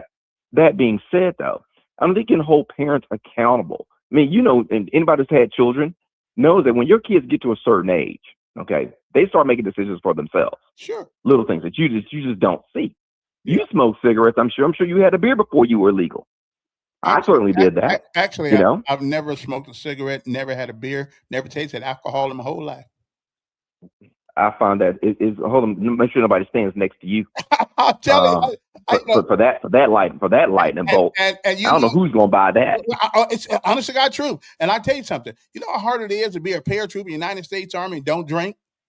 It was a tough road to hold. But I bet it was. And if that is true, look, that's true. Okay, good for you. Now, for a lot of us, I'm not going to say the majority, but for a lot of us, that didn't necessarily happen that way. If you were in high school, somebody brought a 6-pack out of the house and you went behind the building or wherever it was. Yeah. You smoked a cigarette, you drank at that point it was we drank a lot of Miller Lite. Budweiser. That was what you did. My brothers did. They had Colt 45 and Boone's Farm. I mean, that's right. I couldn't. That's right. I just wasn't going to do it because I Thunderbird. Right. We had all that. Yeah. Have you heard Thunderbird? That's right. That's right. But should our parents? So I drink it. Okay. I come to school with alcohol on my breath. Okay. Ooh. You telling me someone ought to go to my parents' house and arrest my parents because I had alcohol on my breath at school?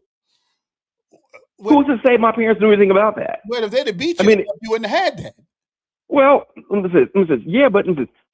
kids you can beat them as much as you want to beat them, they're still going to do what they're going to do. I'm saying, why would you arrest the parent? I mean, one thing about our criminal laws requires what we call a mens rea or some sort of intent. Mm-hmm. Okay, that you actually know what you're doing. I mean, you're thinking about it. Okay, and I'm saying that negates that because it doesn't answer that question. I know where this person's going. I don't think that's the tool to do it. But Kevin, we've got over 500 bills. Okay. Yeah. 500 bills pending that are going to be. I mean, I'm trying to figure out what else do we need to relegate that we haven't done it.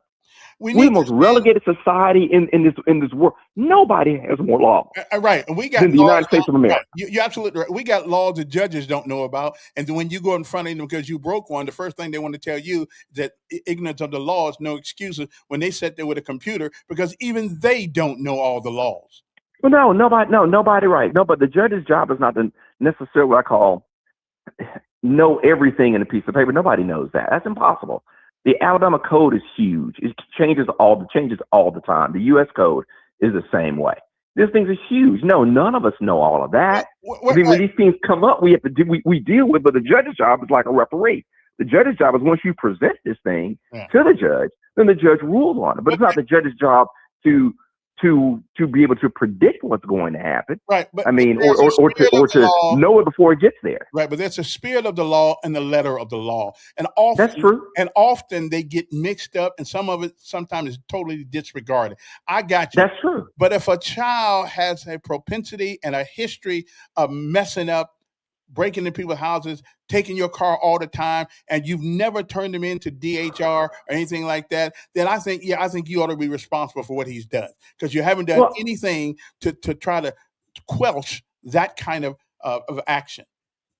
Well, I get that. And like I said, generally speaking, you parents can be held civilly responsible for what we call the tortious acts of their children.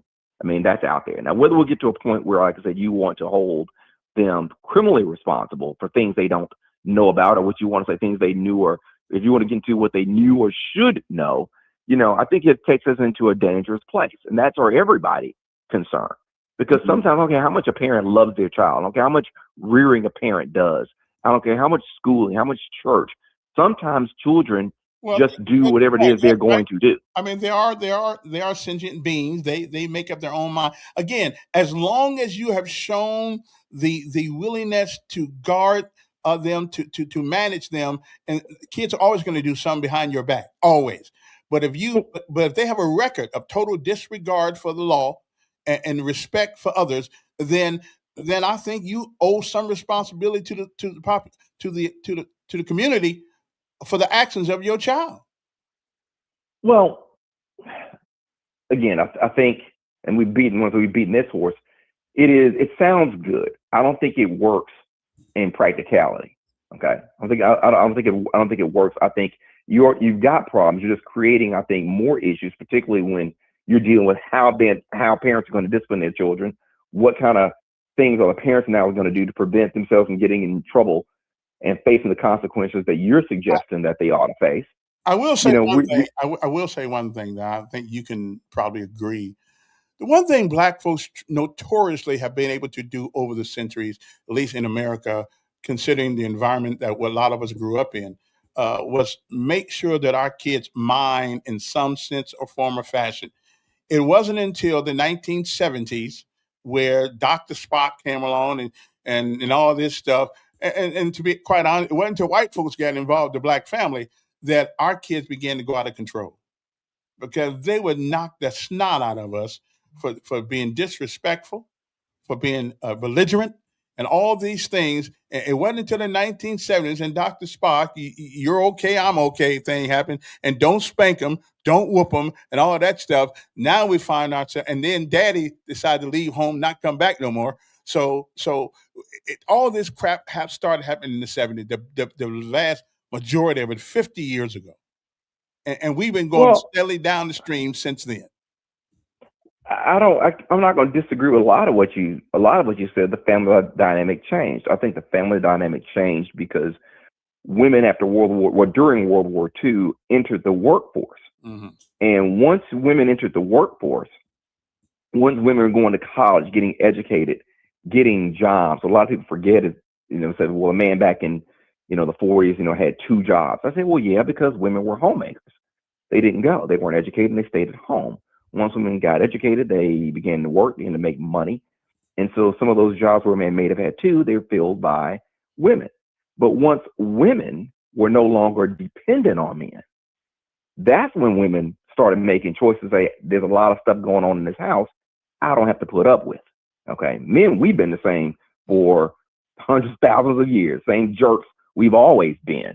Well, and women now have choices. And so they didn't have to stay home and be abused. Stay home and turn and beg their husbands for money and stuff like that. Abused. Just because they were staying home don't mean they was abused. Come on. Well, I'm not saying that. I'm saying there were women who were at home and who were abused, who were taken advantage of. Well, and I'm saying money gives you independence. Yeah. It does. You can go. I don't have to stay here. A lot of women stayed in situations, not all, but a lot of women stayed in situations because they had no other place to go. They had no skill set. They had no education. And after 17 minutes, let me go. But we'll continue this conversation at a later date. I got to get you up here. Anyway, good morning, everybody. Hope that they find you well. The number's here, 521-2963. Sorry about that. I have a tendency to go a long time with Joe, my attorney friend there, because what the law says and what it means and the spirit behind it sometimes all get lost in the wash. Anyway, good morning to you. First of all, let me tell you about one of our sponsors, which is, of course, well, you already know who it is, right? You know who's our sponsor right here for the show. Okay, do you know? I just need. Do you know who our charter sponsor are? Okay, that's right. One Stop Wireless. 334-320-2988. And One Stop Wireless is a wireless company that's located at the corner of it's 3445 Atlanta Highway, right on the corner of Atlanta Highway and Coliseum Boulevard in the gas station. I think it's at Shell gas station, something like that. And they're all in the same building, having a great time and keeping each other company, waiting for you guys to come see them. Now, let me tell you the unique thing she can do. Let's say you got a cell phone. You had it at your house for a long time. You don't want to, it costs you too much to throw it away, but they turned it off on you and the brothers won't turn it back on for you. Don't even worry about it. She can take your phone and turn that phone on for you. Okay. That's right. 'Cause I know it's been off a while, so they done wrote it off anyway. So they might as well let you use you might as well let you use. Don't be buying a new. You don't have to buy a new iPhone every time it comes out. I'm on 15, and that's where I'm staying until that bad boy just drops dead. That's the one I'm keeping. But if you got a bunch of cell phones, let's say you got one of them nice Samsungs, and it's been in there for a while, they can take that phone and turn it on for you. Put it on their plan. They got plans as low as $25 a month, unlimited call, unlimited text. You can give these guys a call. Okay, okay, unlimited one stop wireless. Okay, that's the people you want to go to. 320-2988. They're located on the corner what's that? That's Atlanta Highway and Coliseum Boulevard, right next to the gas station right there. Okay, but let me get that number one more time: 334-320-2988, and get the old phone out to that. No sense. Listen, all you want to do is pick up the phone and say, "Hey, did I get a text? Yeah, so send me a picture." You don't all these other stuff these phones got nowadays. I'm telling you, they're killing us. And not only are they killing us, they it used to be you could buy a program. Now you can't even buy a program no more. Guess what you got to do? You got to rent everything. Okay, you got to rent every program now. So you just can't buy it and it's yours. Now on these phones, forget that. Go down and get your Pixel. They got Apples. They got Samsungs. They got the Notes. They got all these phones you can get, and it's not that high. And they got program. They got prices as low as $25 a month. Okay, text talk. And I used my phone all the way from here to South Bend a few years ago, and it worked perfectly, perfectly, because they use the same towers that the big guys use. Okay. So again, give them a call. Okay. One Stop Wireless, 334-320-2988.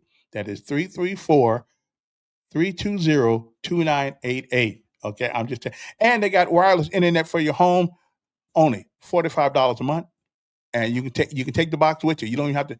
You can go in. You can go from here to Georgia and hook it up in the same house. Have internet same day you get there. I'm just telling you, it's a great machine. Get those calls. Get those guys a call and let them hook you up with all your cell phone needs, all the things you might think you need. 334-320-2988. They even got this little speaker thing in there too. It hooks to your telephone. So let's say you want to be DJ of the week. You hook this thing to your telephone and you can play all your YouTube songs or whatever you want to play off your phones, and everybody can have a good time, and you don't got to pay nobody. You can be your own DJ. It's really a nice. I got one of those things too. Anyway, it is 8:48 in the morning. If you want to get there by 8 o'clock, you're late. But if you plan on get there by 9, you got a long while to do it. When they smoke the dope at school, are you going to lock up the school staff? Listen, I think if it can be shown that the staff has been alerted that these things are happening in the bathroom, and listen, they got nose too; they smell them. But I think somebody's got to be accountable for what these kids do. I didn't say you got to be responsible. It's kind of like what I asked the mayor. Mayor, you're accountable to us because of all the crime, but you're not responsible for it. There's a difference between being accountable and if you make the atmosphere easily and accessible for people to do rotten things in. You got doors that are unlocked all times of day, and that ought not be. Well, who left it unlocked? I know of one of these schools, I ain't gonna name which one it was, kids would have a system where they left the back door open and they would run back there, open the door so people could come in. Okay. The minute that door open or that door stays open, alarm should go off. So you have to put yourself in a position where you can at least make it seem that you're being accountable to the parents and to our community at large. So I'm all for. I'm all now. Again, the first time probably not. Everybody gets like when your dog bites somebody. They got something called the first bite or something. The first bite. You can truly say, well, he never bit anybody before. So why did he bite him? I don't know. I mean, the guy could have been a butthole and been doing something to the dog. We don't know. So you get the first one on us. But after that, your dog can bite people, so you need to take that. Okay. Now, let's talk about the House of Representatives again. State of Alabama. There are 105 members. Okay. Each member represents a district of approximately 40,000 people. Uh, uh, and people, of course, are elected for 4-year terms. Now, there are 35 senators, okay, out of the 105. There are 105 representatives along with 35 senators. Now, so if let's say you are a representative, you represent a certain particular thing, group of people. You're 40,000 people. You got 105 members. How are you as an individual, which makes up about what is hold on. Let me ask Siri this. Yeah, I'm gonna make my point. Hey Siri, what percentage is one person out of 105? Okay, I found this on the web for what percentage is one person out of 105. Yeah. Check it out. Well, what is it? Well, it ain't very much. I'll put it to you that way. It's not very much. Okay, hold. Hey Siri, what is 2% of 105? 2% times 105 is 2.1. Okay. So you're looking at 105 and you represent one district. So how are you going to make a difference? Now think about this for a second. How are you going to make a difference? Seriously, you're one of 105. How are you going to make a difference? What difference does it make when you're not? I got the answer. Yo. Kelvin, I need to correct Mr. Steve 1 second, sir, because he's like you, reaching about what Trump got done or the price that he gotten done. Electronics, Kelvin. I bought a 70-inch TV 2 years ago for under $200. Okay, Walmart. Okay, he had nothing to do with the prices going down to that. And as far as the gas, he don't have anything to do with the gas prices. If that's the case, every gas pump will be the same price. Take Chevron for example, Kelvin. I talked to the owner of the store at one of these Chevron stations. He had his gas $2.83, right? And all the other locations got them $2.34 and $2.50, something like that. So I told this guy, I said, man, why your gas is so high? And he had his lady next to him in the store then to call around to check the prices. The next day he had his down real low. Now, do Trump have anything to do with that, Kevin? Well, listen, let me get Talk to me, brother, man. Well, let me get policy. These people at these stores control their own gas prices. They do. You go across town to one Chevron station, it's like I said, $2.37. How in the hell the one on Ann Street, $2.83? Well, these are same company now. And, well, I don't know if they're the same company or not, but I know they're owned by different people. And listen, I know that. Now listen. But the Chevron, there's a secret allegiance between these gas people, okay? Where sometimes when's the last time you seen where Trump come in at? That's my point to you. Where does Trump come in at if Miss Steve said Trump got something to do with it? So how the hell he got something to do with that? Because the president could say we need more money for roads and bridges. Why all the stations the same name, not the price is not the same at every station, Kevin? Because they're owned by different private people. That's why. So in other words, Trump can't control that price, right? He can control.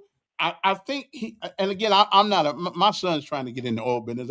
I don't know. You and Steve are trying to gaslight us with this old talking point, talking about the eggs and the gas and all that. I'm talking about food for your stomach, Kevin. Have you came with anything yet on the food besides them damn stale ass expired filet mignon you was about to buy the other day? Talk to me. Wait a minute. Bye, boy. Okay. Okay. I did buy the filet mignon the other day. Oh man. Okay, I did buy the filet mignon the other day. Then I had to throw it away because I got sick. Yeah, that may have done it right there though. My system wasn't used to good meat like that. I thought I would have me some filet mignon. You know, just once. Last time I had filet mignon was on a San Juan San Juan Islands of Washington State, and that's about 40 something years ago. And I think I got sick then too. My stomach wasn't used to that kind of good stuff.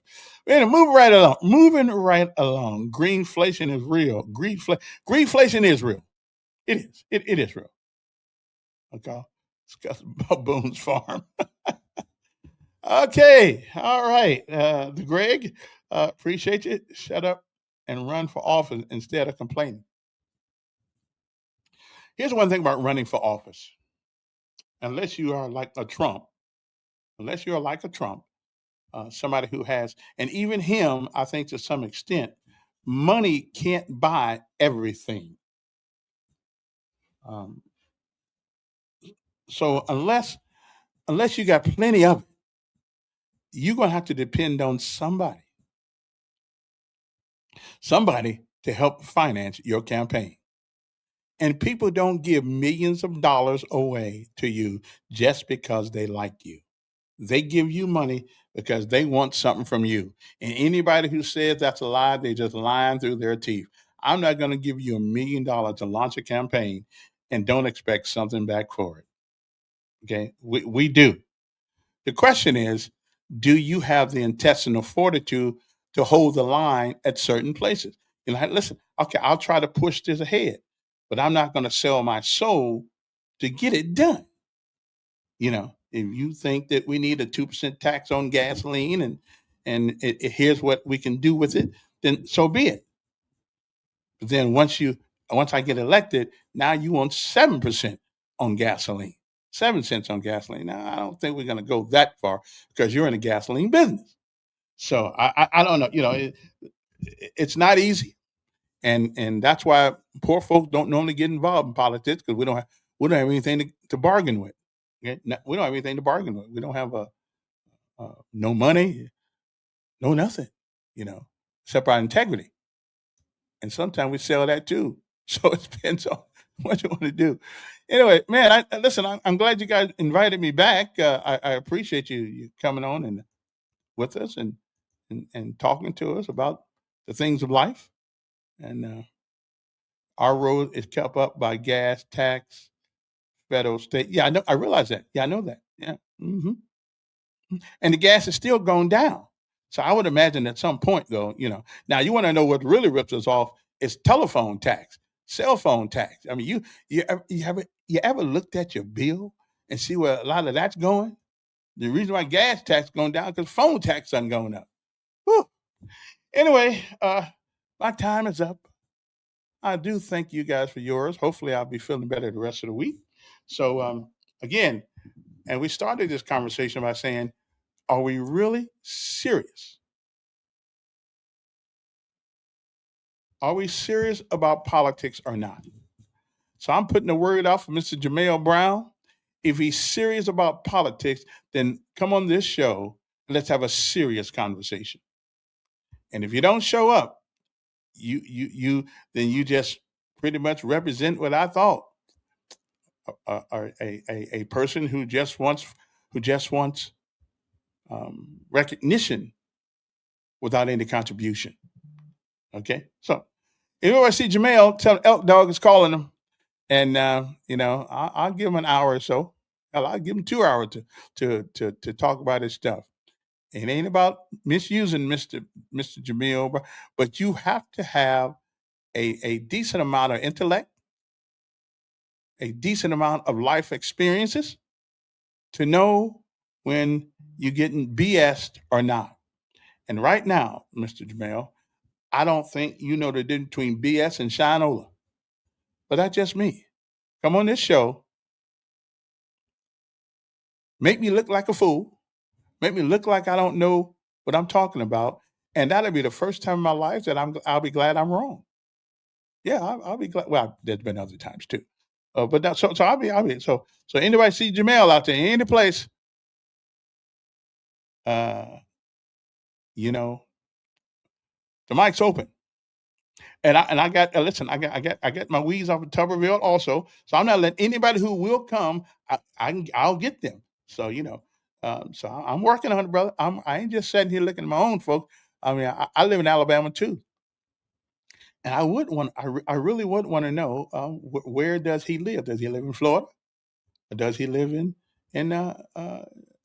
Alabama? I think that's a reasonable question for people to ask. And since he's running for office, I think that's a pretty good question that needs to be asked.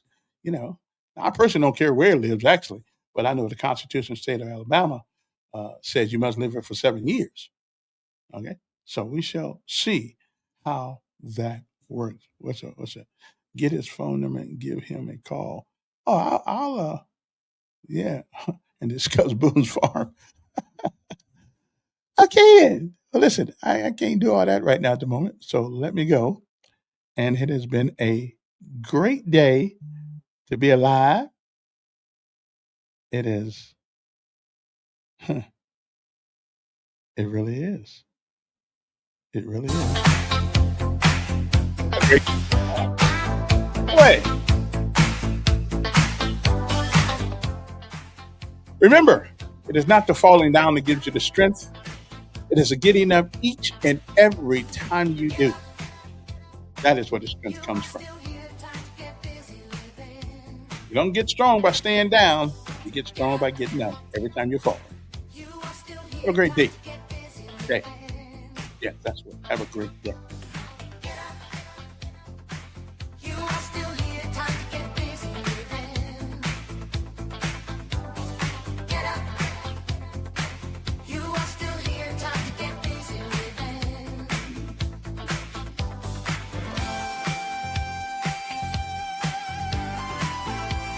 Hey, me and AI wrote this song or something.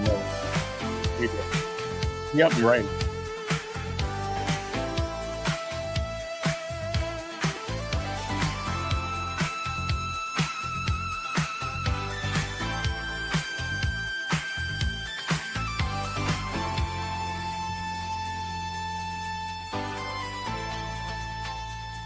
Ouch, Greg, come on, man. That hurt. Ooh.